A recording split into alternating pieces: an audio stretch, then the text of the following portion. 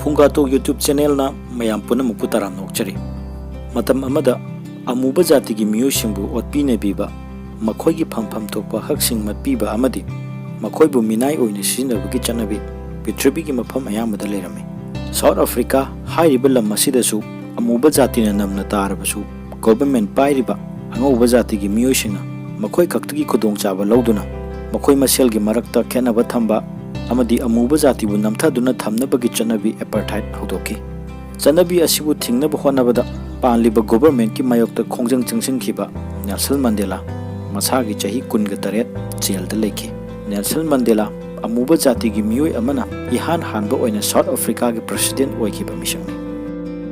Nelson Mandela Africa की करम्बा मफमदा पोखि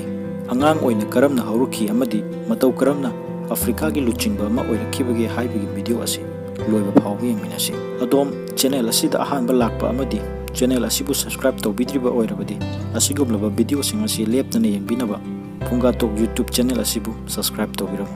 जुलाई की तारीख 19 1918 की बेजो हाइना खंगनबा साउथ अफ्रीका की अपिकपा खुंगंग अमदा नेल्सन मंडेला पोखि नेल्सन मंडेला की मबुदौसिंग थेंबु हाइना खंगनबा जाति अमगी निंगथौ ओइरमे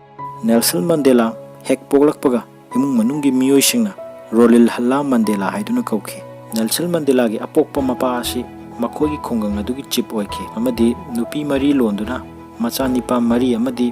मचा नुपी मापल लेरमी मखोइसिंग असिबु तोंगान तोंगानबा मफमसिंगदा थमखि नेल्सन मंडेला की ममा असि मपागी अहुमसुबा लोइनबेनि अपोक्पा मपाबु विलेज चिप ओइबदगी करप्शनगा मरी लेनना थबक्तगी लौथोक्लमी अमदी मतम अदुदा नेल्सन ददी असेंगबा वाफम असि हाइदोखिदे नेल्सन मंडेला मखोगी इमुंग मनुंगी इहान हानबा ओइना स्कूल काबा मियोइनि महाकना इहान हानबा ओइने स्कूल काबा नुमिता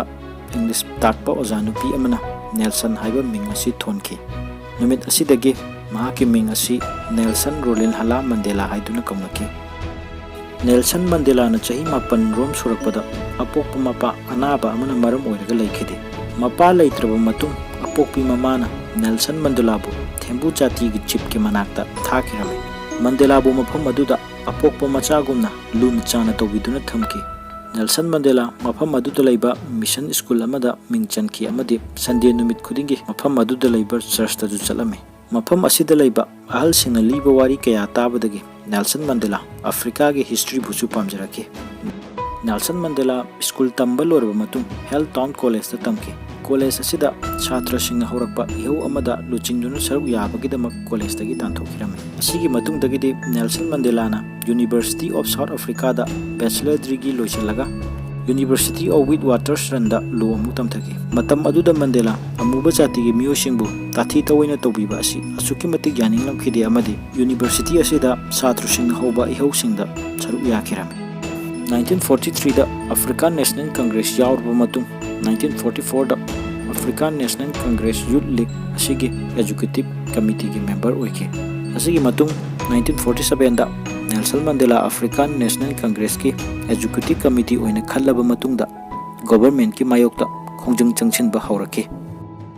1948 दा पांगथोकपा साउथ अफ्रीका जनरल इलेक्शन दा अंगौबा जाति की मियोय खक्तमक वोट थादबा याहलामे वोट कारबा मतुंगदा अंगौबा जाति की खुदोंचाबा खक येंगदुना अमुबा जातिबु नमथादुना थमनबगी चनबी apartheid हौदोखि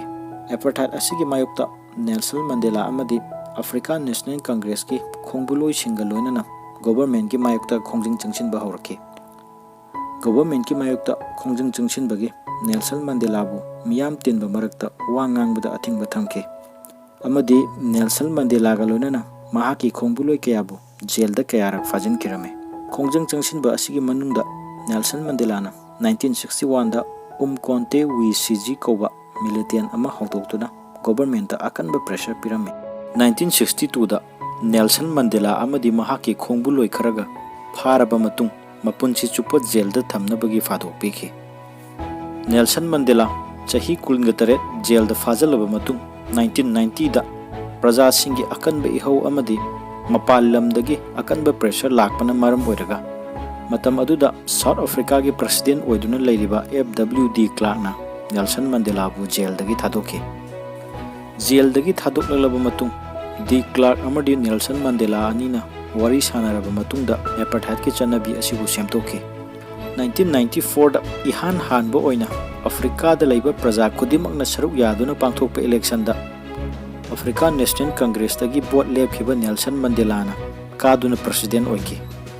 asumna amuba jati gi miyoi amana ihan hanba oina South Africa gi president oiba misak oiki Nelson Mandela gi charitable organization Nelson Mandela Foundation na leita laira amadi aisabi paklaba miyoi kaya gi mating panglami Nelson Mandela mahaki punsigi maru oiba tangkak kaya kathokpaga loinana miyoi jati amabu manaba khunai amada poraknaba honnabada achouba thodang lawkhibagidama Prithvi gi mafam kaya dagi award makhal kaya piduna ikai khomnaki award sing adugi manungda 1993 da fangba Nobel Peace Prize 1990 da fangba Lenin Peace Prize amadi India government na 1990 da piba Bharat Ratna asi panba yai Nelson Mandela December gi tarik 5 2013 da masagi chahi 90 ga 5 surapka matamda South Africa gi Johannesburg da Gauteng haina khangnaba mafam asida laikide Nelson Mandela bu ngasi phawba South Africa gi praja singna Father of Nation gi mingthon pidun ikai khomnari